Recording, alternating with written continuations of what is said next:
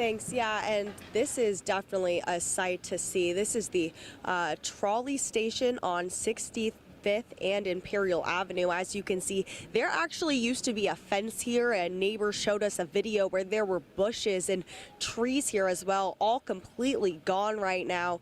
This embankment actually broke and this retaining wall slipped down. You can see this damage, all of the water rushing through. This caused a lot of flooding into the neighborhood. This trolley station is obviously out of service right now. As you can see, these train tracks actually lifted off the ground, almost look like they're floating compared to the ones over here. So this is going to be out of service for quite some time. They're assessing the damage this morning and are going to see what repairs are needed. Luckily, there will be shuttle buses here to continue to transport riders to the other stops and continue as planned. However, there just will be delays. MTS is saying to be patient and plan ahead from these delays. And all of this flooding on this railroad, rushing down this embankment, going up and actually over onto this houses on this street right here.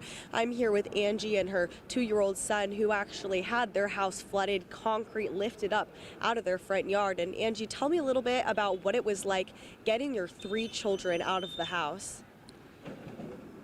Scary, frustrating. I didn't know what to do. I didn't know how to get them out. I was calling people for help. My neighbor Kimberly, she really pulled through. She went screaming to this apartment complex behind us to get help from neighbors nearby, neighbors that I don't even know. Right now I recognize the face. Her name is Christina, and then her dad came through.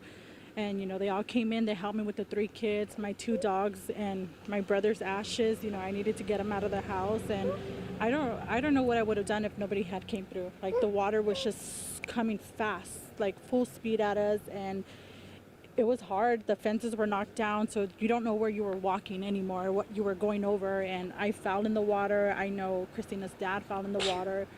But they got us to safety through the back of these houses, and they gave us blankets and everything. They were trying to keep the kids calm.